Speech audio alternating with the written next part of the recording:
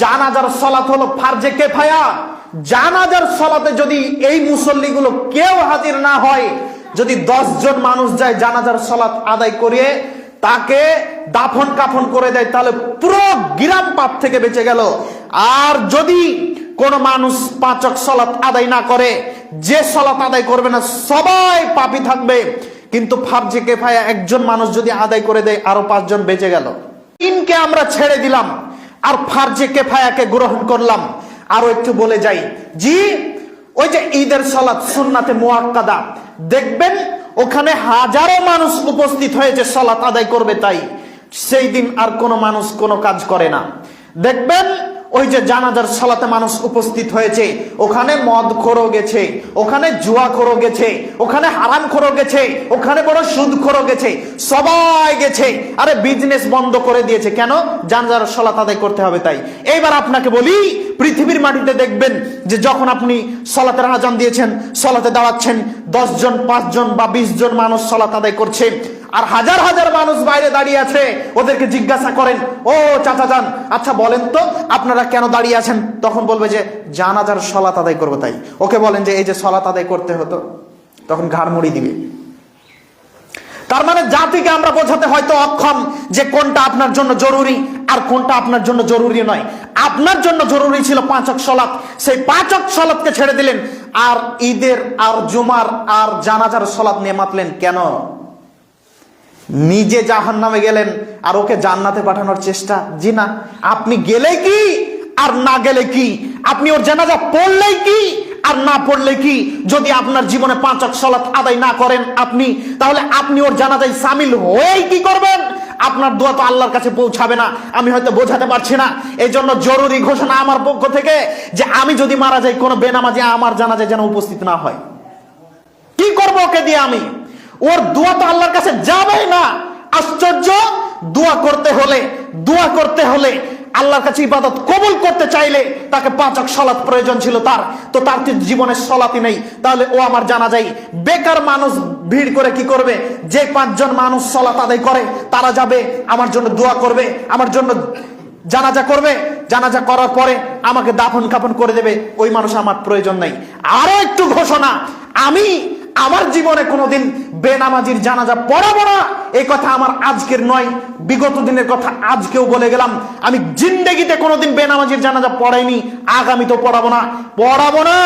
এটাই চূড়ান্ত কথা, এটাই ইসলাম, এটাই বিধান। আমি আপনাকে বোঝাতে চাচ্ছি, আপনি মুসলিম, সালাত আদায় করেন না কেন? আপনি নিজে বাঁচেন জাহান্নাম থেকে, তারপরে বাঁচান। আশ্চর্য! আরে ওই মানুষের কথা কিভাবে মানুষ বিশ্বাস করে? যেমনি করে একজন মানুষ নদীতে পড়ে গেছে, মানে 2 জন নৌকাতে আছে, একজন পড়ে গেছে, মানে মাঝি পড়ে গেছে, তো বাঁচার জন্য ছটফট করছে।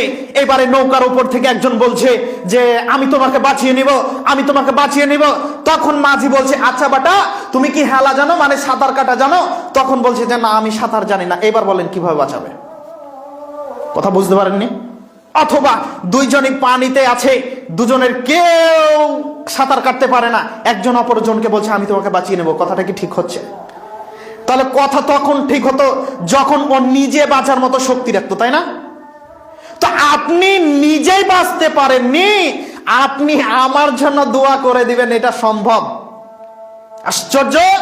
আরে হুজুর আপনার বাপের নামে দোয়া বকশে দিবে, এটা কি সম্ভব? আশ্চর্য! জিন্দেগিতে কোনোদিন মসজিদ কোন দিক চিনলেন না, পশ্চিম কোন দিকে জিজ্ঞাসা করলে পূর্ব দিকে দাঁড়িয়ে গেলেন, আবার বললেন যে এই দিকেই পশ্চিম। আশ্চর্য! আপনার কোনো ক্ষমা নেই। আমি যদি আল্লাহর কাছে ক্ষমা চাই তাহলে আমি হব মুনাফিক। তার কারণ আল্লাহরই তো ঘোষণা যে ওদের জন্য আপনি ক্ষমা চান, আপনি ক্ষমা চাইলে ক্ষমা হবে না। তো কেন? ও যে আমার নয়, ও যে সালাত আদায় করেনি, সালাতবিহীন তো সে কুফরি করে বসে আছে, ও তো শিরক করে বসে আছে, ও তো কাফির হয়ে বসে আছে। তাহলে তো ওর জন্য ক্ষমা চাইলে আমি তো বিপদে পড়ে যাব। এখন জানাজায় সালাতে উপস্থিত হয়েছি, আমরা কি বলি? আল্লাহুম্মা গফিরলি হাইয়িনা ওয়া মাইয়িতিনা।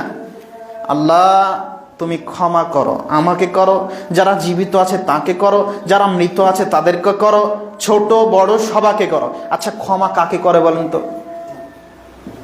ক্ষমা কাকে করবে? সালাত আদায় করে না। দেখুন, আমার বিগত দিনের কথা আপনারা মনে রেখেছেন কিনা আমি জানি না, সালাত আদায় করে না, রাতে বলেছে সালাত আদায় করব, সকালে মারা গেছে, তাহলে আল্লাহ চাইলে ক্ষমা হবে। কথা বুঝবেন তো? ওর বয়স যখন 25 বছর তখন থেকে ইমাম সাহেব বলছে যে সালাত আদায় করো, ওর বয়স এখন 65 বছর, এবার মারা গেছে, এবার বলেন যে সালাত হবে না। কেন বলেন তো? বিগত 40 বছরে সালাত আদায় করেনি। আর কোন মানুষ যদি বলে রাতে সালাত আদায় করবো, সকালে মারা গেছে, জানাজা হবে? তার মানে সালাতকে অস্বীকার করেনি, শয়তানের চক্রান্তে পড়েনি, সেটা ভিন্ন বিষয়। তার মানে সালাতের হিফাজতের পর্যায়ে এটা পড়ে। আর হিফাজতের পর্যায়ে যখন পড়ে তখন আল্লাহ চাইলে ক্ষমা হতে পারে, আর আল্লাহ চাইলে আযাব দিতে পারেন, যা হাদিসে আসছে। সম্মানিত উপস্থিতি, বলছিলাম সালাত আপনাকে যে কোনো মূল্যে 5 ওয়াক্ত আদায় করতে হবে। ইনশাআল্লাহ করবেন তো? তা 5 ওয়াক্ত সালাত বাদ দিয়ে আপনি কেন ফারজে কিফায়া গেলেন, আর কেন এবার সুন্নাতে মুআক্কাদায় গেলেন? আপনি যদি সুন্নাতে মুআক্কাদায় না যান, গুনাহ হবে? গুনাহ হবে না, বরং আপনি একটা জিনিস মানলেন না। তবে সুন্নাতে মুআক্কাদা জরুরি, আপনাকে আদায় করতে হবে, তাই না? আদায় করতে হবে। এবার বলেন, এই সুন্নাতে মুআক্কাদা আদায় করেননি, এজন্য আপনাকে কাফির ঘোষণা করতে পারবেন? আপনি যদি কোনো মানুষের জানাজায় না উপস্থিত হন, তাহলে কোনো মানুষ যদি আমাদের গ্রামে বা আমাদের এলাকায় দেখা যায়, বা আপনাদের এলাকায় দেখা যায় যে আপনি 5 ওয়াক্ত সালাত আদায় করেন, সব আছে, আপনি কোনো মানুষ মারা গেছে, জানাজায় উপস্থিত হননি, তখন আপনার নামে ঘোষণা হবে যে ওই মানুষ গ্রামের সবচেয়ে খারাপ মানুষ। কথা কি ভুল বললাম? সবচেয়ে খারাপ মানুষ। তবে এখানে একটা জিনিস, একটা বিষয়, যে আপনার গ্রামের কোনো মানুষ যদি মারা যায়, তাহলে একজন মুসলমান হিসেবে আপনার দায়িত্ব হলো তার দাফন কাফনে, তার জানাজায় উপস্থিত হওয়া। এটা একজন মুসলমান অপরজন মুসলমানের হক। কথা বোঝাতে পেরেছে কি? ইনশাল্লাহ বুঝতে পেরেছেন। আর যদি আপনার কোনো কাজ থাকে বা কিছু থাকে, কোনো অসুবিধায় পড়ে গেছেন, তাহলে এটার জন্য মাপ হবে, এটা ক্ষমা হবে। যেতে পারেননি, অসুবিধা নাই। আচ্ছা বলেন তো, 5 ওয়াক্ত সালাত আদায় করেন না বিনা কারণে, এর কি কোনো মাপ আছে? জি না, মাপ নেই। এই কথা আল্লাহ তাআলা বলেছেন, ফাখালাফা মিন বা'দিহিম খালফ আদাউস সালাত ওয়াত্তাবাউশ শাহাওয়াত ফাসাউফা ইয়ালকাউনা গায়্যা। অতঃপর এলো হতভাগা, যারা বিনা কারণে পবিত্রির অনুসরণ করে নিজের খেয়াল খুশি চলে সালাতকে নষ্ট করে দিল, এদের জন্যই দুর্ভোগ। ফাসাউফা ইয়ালকাউনা গায়্যা, এরা গাইয়া নামক জাহান্নামে নিক্ষিপ্ত হবে, এদেরকে আমি গাইয়া নামক জাহান্নামে ফেলে দিব। এ কথা আল্লাহ বলেছেন। এবার আপনাকে বলি, সমাজের 98% ছেলে মেয়ে সালাত আদায় করে না। এদের স্থান কোথায় বলেন তো? গাইয়া নামক জাহান্নামে। বিনা কারণে সালাত আদায় করে। এই ছেলে, তোমাকে বলছি, তুমি ওই যে চায়ের দোকানে আড্ডা পিটছো, ওই যে IPL খেলা দেখছো, ওই যে তুমি ফ্রি ফায়ার খেলছো, এটা বিনা কারণে সালাত নয়। এই বিনা কারণে সালাত নষ্ট করে দিয়েছো, তোমাকেই আল্লাহ বলছেন যে হতভাগা তুমি তোমার কুপবিত্তিকে মেনে নিয়েছো। সালাতের সময় তুমি খেলাধুলা করছো। তোমার মাকে বলছি, তোমার মা কেমন মুসল্লি। আরে যখন উনি রান্না করছেন, রান্না করতে করতে যখন সালাতের আজান হয়েছে, তখন বলছে রান্নাটা শেষ করে নি, তারপরে সালাত আদায় করবো। এবার বলেন তো, পবিত্রকে মানা হলো নাকি আল্লাহকে মানা হলো? বোঝাতে পারলাম না মনে হয়। যখন বলছে যে আজান হয়েছে, খালেদা ঠিক আছে থাকলো, যা আছে সব থাক, আগে সালাত তারপর রান্না, এটা হলো আল্লাহকে মেনে নেওয়া। আর রাজমিস্ত্রি যদি ছাদ ঢালাই করতে করতে করতে করতে দেখা যায় যে 3 ভাগ হয়ে গেছে, 1 ভাগ আছে, তো ছাদ ঢালাই করে নি, তারপরে সালাত আদায় করবো, জিনা হবে না? কাজকে বলতে হবে আমার নামাজ আছে, আমার সালাত আছে। তা পশ্চিমবঙ্গের মুসলিম জাতি কেন, সারা পৃথিবীর প্রায় মুসলিম জাতি বলে যে আচ্ছা কাজটা করে নি, তারপরে সালাত আদায় করবো। কাজকে বলতে হবে যে আমার সালাত আছে, সালাতকে বলতে হবে না আমার কাজ আছে। যদি বলেন কাজকে যে আমার সালাত আছে, তাহলে জান্নাত আছে ইনশাআল্লাহ। আর যদি সালাতকে বলেন আমার কাজ আছে, তাহলে জান্নাত হবে বলে মনে হয় না। আল্লাহ তাআলা বলেন, ফাওয়াইলুল লিল মুসাল্লিন আল্লাযীনা হুম আন সালাতিহিম সাহুন। এমন কিছু মানুষ আছে যারা সালাত আদায় করে, খেয়াল খুশি করে, মনোযোগী নয়, সেভাবে করে না। এই মানুষের জন্য দুর্ভোগ। আমি আপনাকে কি দিয়ে বোঝাবো? তাহলে সফল কাম কে? আল্লাহ তাআলা বলেন, কদ আফলাহাল মুমিনুন আল্লাযীনা হুম ফি সালাতিহিম খাশিউন। তারাই সফল কাম, ওই মুমিনগণই সফল কাম যারা সালাত আদায় করলো, খুজুখুজু নিয়ে সালাত আদায় করলো, খুজুখুজু নিয়ে সালাত আদায় করলো। যারা যখন সালাত আদায় করলো তখন সালাতের মধ্যে কোন রকম হিসাব ছিল না, কোন রকম চিন্তা ছিল না, কোন রকম চিন্তা ভাবনা দুনিয়াবি ছিল না, খুশুখুজু ছিল, আল্লাহকে সন্তুষ্ট করার ছিল। বিহাই কি বলবে তাই সালাত আদায় করছি এই কথা তার অন্তরে ছিল না, মানুষ কি বলবে এজন্য সালাত আদায় করছি এ কথা তার অন্তরে ছিল না, আল্লাহকে সন্তুষ্ট করার জন্য সালাত আদায় করেছে। এই মুমিনগণ সফলকাম হবে। সম্মানিত উপস্থিতি, আমি আপনাকে কি দিয়ে বোঝাই সালাত কত গুরুত্বপূর্ণ? আবু হুরায়রা রাদিয়াল্লাহু তাআলা আনহু বলেন, রাসূল সাল্লাল্লাহু আলাইহি ওয়াসাল্লাম বলেছেন, as-salawatul khams, মানুষের উপরে 5 ওয়াক্ত সালাত ফরজ করা হয়েছে। ইফতারাদাহুন্নাল্লাহ, 5 ওয়াক্ত সালাত ফরজ করেছি আল্লাহ তাআলা বললেন, রাসূল সাল্লাল্লাহু আলাইহি ওয়াসাল্লাম বললেন 5 ওয়াক্ত সালাত মানুষের উপরে ফরজ করা হয়েছে। মান আহসানা উজুআহুন্না, যে ব্যক্তি উত্তম রূপে উজু করলো, ওয়া সাল্লাহুন্না, সালাত আদায় করলো, লিওয়াক্তিহিন্না, সময় মতো সালাত আদায় করলো, এরপরে ওয়া আতাম্মা রুকুআহুন্না ওয়া খুশুআহুন্না, পূর্ণরূপে রুকু করলো, পূর্ণরূপে সাজদা করলো, পূর্ণরূপে খুশুখুজু নিয়ে সালাত আদায় করলো। তাহলে আল্লাহ তাআলার রাসূল বলছেন, মান কানা লাহু আলাল্লাহি আহাদুন আয়াগফিরা লাহু, আল্লাহর ওয়াদা ওর উপরে যে আল্লাহ তাকে ক্ষমা করে দিবেন। ওয়ামান লাম ইয়াফআল, যেই মানুষ এই কাজ করবে না, কি করবে না, 5 ওয়াক্ত সালাত যথাযথ আদায় করবে না, উজু সুন্দর করে করবে না,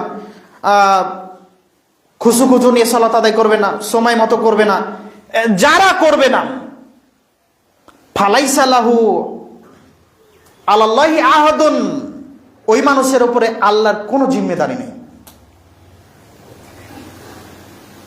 আল্লাহ যদি ওকে ক্ষমা করেন আল্লাহর ব্যাপার, আল্লাহ যদি ওকে আযাব দেন আল্লাহর ব্যাপার। ইনশাআ গফারা লাহু ওয়া ইনশাআ আযাবাহু, আল্লাহ চাইলে তাকে ক্ষমা করবেন, আল্লাহ চাইলে তাকে আযাব দিবেন।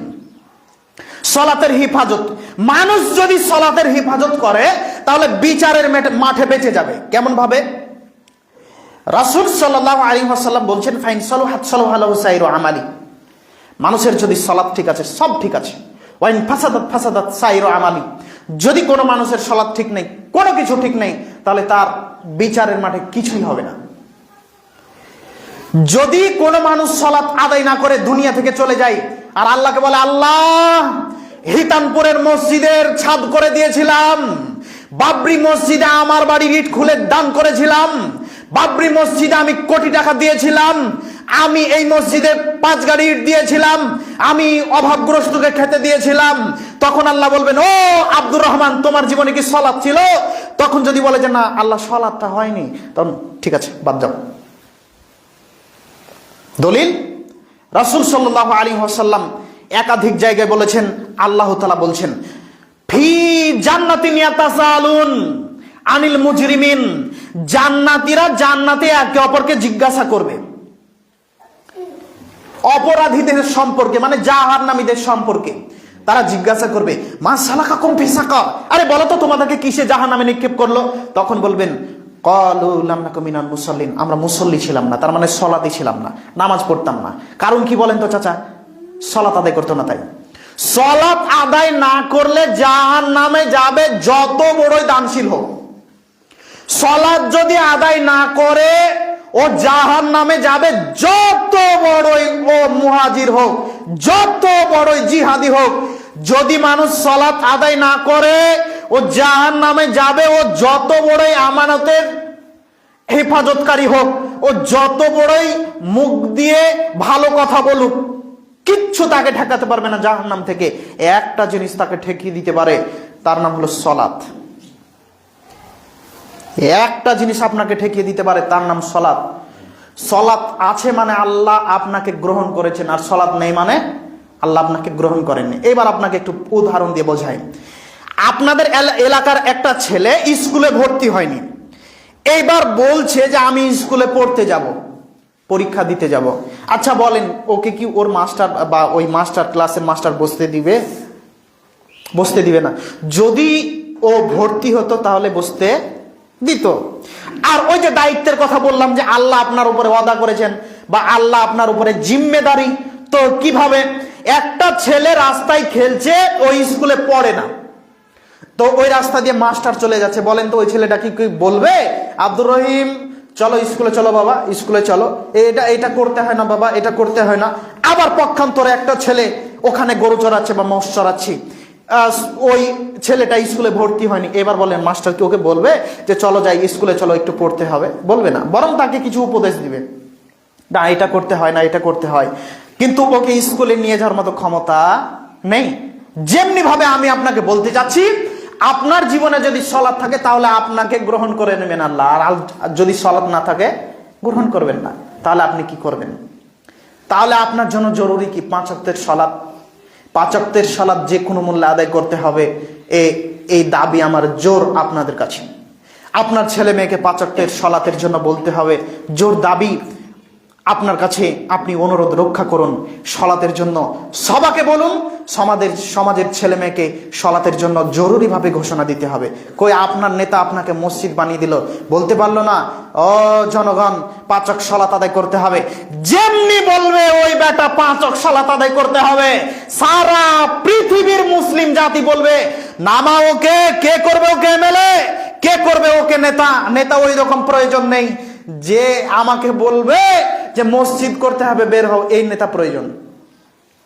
তার মানে আবেগ প্রবণ মানুষ তো আবেগ দিয়ে খুব বেশি দৌড়াতে পারে। আবেগ প্রবণ মানুষ মুসলিম জাতি, যে এরা বাবরি মসজিদ নির্মাণ করছে, মনে হচ্ছে কাবা ঘরের ইট ভেঙে পড়ে গেছে, নির্মাণ করাই লাগবে, তাই যার পা নেই তাই গলায় ইট বেঁধে নিয়ে দৌড়াতে দৌড়াতে চলে যাচ্ছে। কি যে দেখাতে যাচ্ছে বেটা আমি বুঝতে পারলাম না।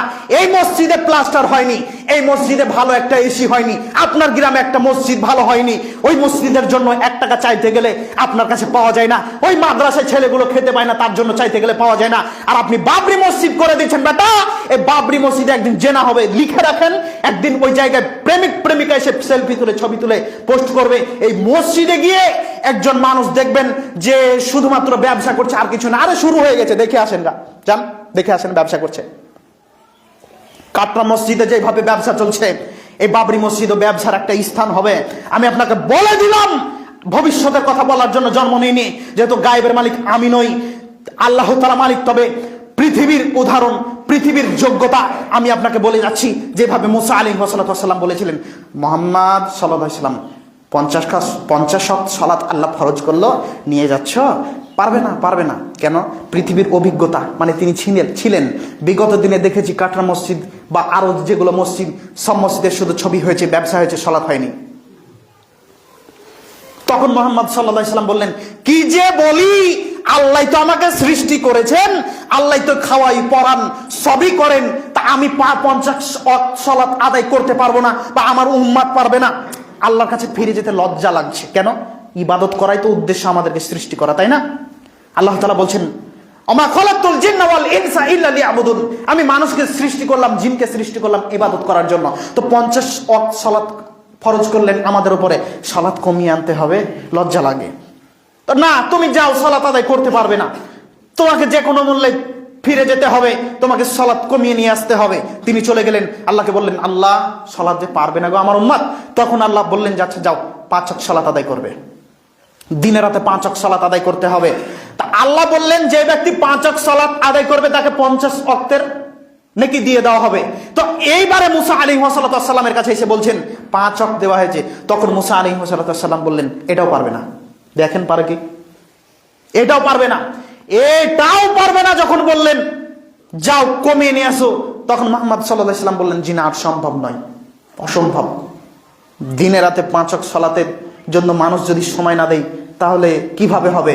এবার বলেন, মুসা আলাইহিস সালামের অভিজ্ঞতা কি খারাপ ছিল? নবীগণ গায়েব জানেন না, কিন্তু পৃথিবীতে উনি ছিলেন। পৃথিবীতে থাকাকালীন অভিজ্ঞতা মানুষের একটা হয়। একটা ক্লাসে পড়ালে একটা ক্লাসের ছাত্র কেমন অভিজ্ঞতা ঠিকই তার সম্পর্কে তার জানা থাকে। পৃথিবীর মানুষ সম্পর্কে মুসা আলাইহিস সালাম জানতেন। তাই মুহাম্মদ সাল্লাল্লাহু আলাইহি ওয়াসাল্লামকে বললেন, এবার আপনাকে বলি, যে এই যে কাটরা মসজিদ আছে ওখানে কি সালাত হয়? এই যুবক বলো তো ওখানে সালাত হয়? তুমি তোমার প্রেমিককে নিয়ে ওখানে ঘুরতে যাও, বেহায়া তুমি, তোমার জাতীয় বেহায়া, তোমার জাতীয় বুঝেনি ধর্ম কাকে বলে, তুমিও বুঝনি ধর্ম কাকে বলে। ওই জায়গায় সালাত যেই দিন কায়েম হবে, ওই জায়গায় যেই দিন সালাত হবে সেই দিন তুমি বাবরি মসজিদের চিন্তা করিও বেটা, তার আগে চিন্তা করিও না। সালাত যেদিন হবে সেই দিন বলবে যে আমি সফল কাম, তার আগে নয়। কিসের সফল কাম হয়েছ? এই পশ্চিমবঙ্গের মাটিতে কত মসজিদ বন্ধ হয়েছে, কই চালু করে দেখি তোমার নেতা। আবেগে ভাসবেন না। আবেগে ভাসছেন কেন? কি হয়েছে আপনার? আবেগ কেন এত? আবেগ কেন? আবেগকে ঠেকাতে পারেন না? মুসলিম জাতির আবেগ খুব, এটা আমি ভালোভাবে জানি। আবেগ আছে, এদের কাছে চাইলে ফিরিয়ে দেন না। মানুষ বিপদে পড়লে তার শত্রুতা করলে তাকে সাহায্য করেন, এটা আমি জানি। তবে আপনার আবেগ কিছু কিছু জায়গায় কন্ট্রোল করতে হবে। আবেগ সব জায়গায় খাটায়েন না। আবেগ যদি সব জায়গায় খাটান তাহলে ধুকে ধুকে মরতে হবে। মসজিদ নির্মাণ করলেন, ওই আশেপাশে মানুষ আছে, যে মসজিদ নির্মাণ হলো, বোঝাতে পারলাম না মনে হয় কথা। মসজিদ কখন প্রয়োজন হয়? মানুষ যখন সালাত আদায় করে জায়গা লাগবে তখন, তাই না? এই জন্য মসজিদ। আশেপাশে দেখেন তো মসজিদ মানুষ আছে কি? পুরো ফাঁকা জায়গা, পুরো ফাঁকা জায়গার উপরে মসজিদ নির্মাণ হচ্ছে। কেউ বুঝতে পারছেন না খেলা? সবই রাজনীতি, সবই রাজনীতি। মানে মুসলিমদের আবেগ বাবরি মসজিদের সাথে আজকের নয়, 1992 সালে 6 ডিসেম্বর থেকে মুসলিমদের অন্তরে রক্তক্ষরণ হয়, মুসলিমদের চোখ দিয়ে অস্ত্র ঝরে। দিন রাত এই জাতি মেনে নিতে পারে না যে আমাদের ছিল মসজিদ, এই মসজিদে মূর্তি ঢুকবে, কাল্লা কখনো নহে, অসম্ভব মেনে নিতে পারি না। দিন রাত মানুষ কান্নাকাটি করেছে, দিন রাত মানুষ তার জন্য শহীদ হয়েছে, দিন রাত মানুষ তার জন্য সময় দিয়েছে, দিন রাত কেশ খেটেছে, দিন রাত মানুষ রাত্রিতে উঠে আল্লাহর কাছে কান্নাকাটি করেছে। এত আবেগ, এত আবেগ তার সাথে জড়িত। বাবরি মসজিদের সাথে ঘটনা খুব ভালোভাবে তিনি আজ করতে পেরেছেন। মুসলিম জাতির যদি ভোট নিতে চাই, মুসলিম জাতির উপরে যদি আমি দখলদারি নিয়ে থাকতে পারি, তার একটাই কারণ হতে পারে, সেটা হলো যেটা ধ্বংস হয়ে গেছে একটু খাড়া করে দিলে হবে। ঘটনা বোঝেন না? আপনি আপনাকে বলে দিচ্ছি আর কিছুদিন পরে দেখবেন ঘটনা। ধৈর্য ধরেন। তবে মসজিদ করেছেন এর বিরোধিতায় আমি নেই। মসজিদ করতে পারেন, লাগলে করতে হবে, লাগলে করতে হবে। মসজিদে দান করতে হবে, মসজিদের দানের প্রয়োজন হলে করতে হবে। বাড়ির পাশে একটা গরিব মানুষ আছে, ওই গরিব মানুষটা বৃষ্টি হলে শুতে পারে না। মুসলিম হিসেবে আপনার দায়িত্ব ছিল তার জিনিসটা ঠিক করে দেওয়া। মসজিদের জন্য টাকা চাইলে টাকা পাওয়া যায়। ওই মানুষটা বিছানা ভিজে যাচ্ছে বৃষ্টিতে, ওই মানুষটার একটা ঘর প্রয়োজন আছে, তাকে কেউ ঘর করে দেয় না। কথা বোঝেননি? মুসলিম জাতি কি এমন? রাসূল সাল্লাল্লাহু আলাইহি ওয়াসাল্লামের জামানায় তিনি কি পাকা মসজিদ করলে করতে পারতো না? পাথর দিয়ে খুব সুন্দরভাবে ছাদ পিটিয়ে করতে পারতো না? পারতো কি পারতো না? পারতো। তো খেজুরের ডাল দিয়েছিল যে, ওইটা সফলতা নয়, ওইটা সফলতা নয়। মুসলিম জাতির যদি কেউ কল্যাণ করে দেয়, যদি বলে যে কল্যাণ করব, তাহলে মুসলিম জাতিকে যেই দিন বলবে যে সবাকে মাদ্রাসায় ভর্তি হতে হবে, মুসলিম ছেলে মেয়েকে, এই কথা যদি কোনো নেতা বলে, সেই দিন আমি বলবো যে এই নেতাকে ভোট দেন, একে দিয়ে উপকার হবে। কথা বুঝেননি ভাই? যদি এই কথা বলে তাহলে আমি বলবো যে ওকে ভোট দেন, ওকে দিয়ে উপকার হবে। আর মসজিদ করে দিয়ে উপকার হবে না। ওই মসজিদে আজকে মানুষ থাকবে না, কালকে ওরা আবার দখল করে নেবে। সম্মানিত উপস্থিতি, বলছিলাম 5 ওয়াক্ত সালাত আমি আপনাকে রক্ষা করার জন্য বলছি। 5 ওয়াক্ত সালাত আপনাকে যে কোনো মূল্যে রক্ষা করতে হবে। এবারে আসুন, তালহা ইবনে উবাইদুল্লাহ রাদিয়াল্লাহু তাআলা আনহু বলেন, আন্না আরবিয়ান, একজন মানুষ, আরবীয় বেদুইন মানুষ চলে আসলেন, এসে বলছেন, ইয়া রাসূলুল্লাহ, আল্লাহর নবী, আপনি আমাকে বলুন, আখবিরনি মা ফরাদাল্লাহু আলাইয়া মিনাস সালাহ, আমার উপরে কয় ওয়াক্ত সালাত ফরজ আছে। এ কথা আল্লাহর নবীকে যেমনি বললেন একজন মানুষ, আল্লাহর নবী আপনি বলেন আমার উপরে কয় ওয়াক্ত সালাত ফরজ আছে। তখন রাসূল সাল্লাল্লাহু আলাইহি ওয়াসাল্লাম বললেন, আস-সালাওয়াতুল খামস, 5 ওয়াক্ত সালাত তোমার উপরে ফরজ আছে। এবারে আল্লাহর নবী বলছেন, ইল্লা আন তাতাওয়াশিয়া, তুমি যদি চাও নফল কিছু পড়তে পারো। তার মানে নফলের জন্য মুসলিম জাতি ছাড় পাবে। সুন্নাত পড়তে হয়, কোনো মানুষ সুন্নাত পড়ে না, তাহলে জান্নাত হবে? জান্নাত হবে না এমন কথা নয়।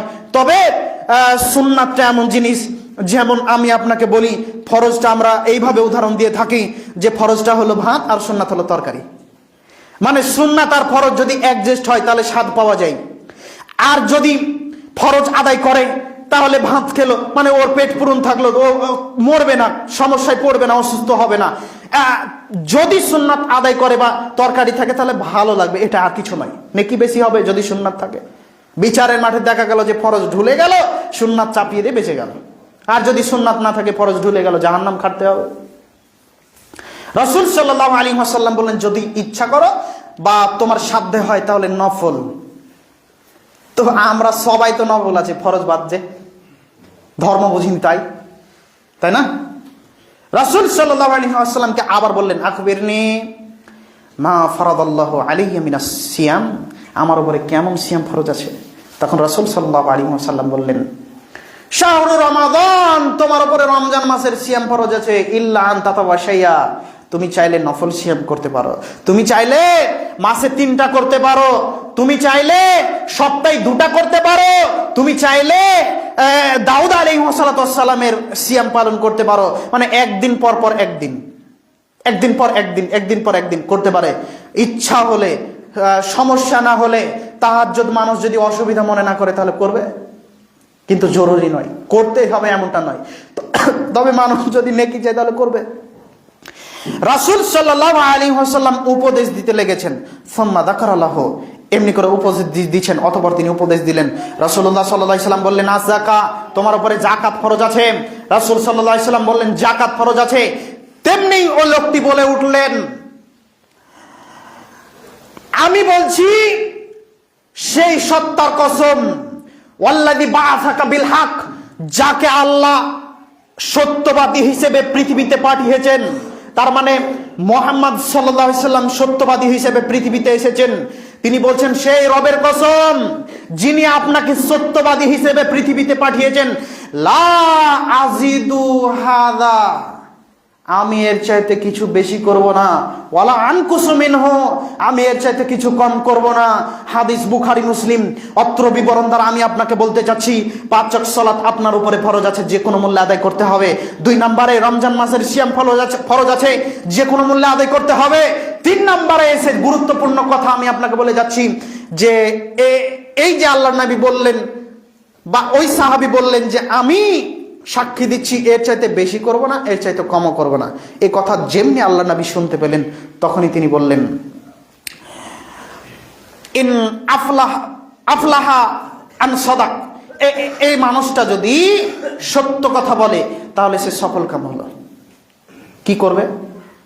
5 ওয়াক্ত সালাত আদায় করবে, রমজান মাসের সিয়াম পালন করবে আর যাকাত দিবে। তো ফরজ সালাতের কথা, মানে ফরজ সালাত আদায় করবে আর ফরজ সিয়াম করবে আর যাকাত দিবে, এই 3টা কাজ করবে। তো রাসূল সাল্লাল্লাহু আলাইহি ওয়াসাল্লামকে একটা কথা বললেন যে আমি এর বেশিও করব না, কমও করব না। রাসূল সাল্লাল্লাহু আলাইহি ওয়াসাল্লাম তখনই বললেন, এই যদি সত্য কথা বলে তাহলে জান্নাতে যাবে। এইবার আপনাকে বলি, বেশি আমল করে মানুষ জান্নাত পাবে না। মানুষ যদি বেশি আমল করে, রাসূল সাল্লাল্লাহু আলাইহি ওয়াসাল্লাম যা করেছেন তার চাইতে বেশি ভালো মনে করে, তাহলে জান্নাত হবে না, তার জন্য জান্নাত হারাম, ও জাহান্নামে যাবে। কেন বলেন তো? রাসূল সাল্লাল্লাহু আলাইহি ওয়াসাল্লাম যা বলেছেন তার উপরে টিকে থাকার নাম ঈমান। আর যা বলেছেন, যা করেছেন তার উপরন্ত করা হলো মাতুব্বরি। মাতুব্বরি বুঝেন কি? আপনি সব ঠিকঠাক করেছেন, আপনার বাড়ি এসে বলবে যে সিমেন্টটা কমা হয়ে গেছে, বুঝেননি? এটা হলো মাতুব্বরি। তো যখন বাড়ি হচ্ছিল তখন ও কোথায় ছিল? তখন ও ছিল না, মানে আপনার ভুল ধরার জন্য ছিল।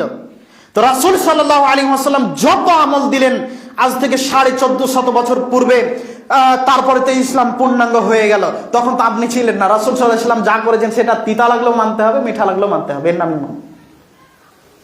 হাত তুলে দোয়া করব, রাসূল করেনি তো কি আছে, করব, সমস্যা নাই, জি না, হবে না, অসম্ভব হতে পারে না।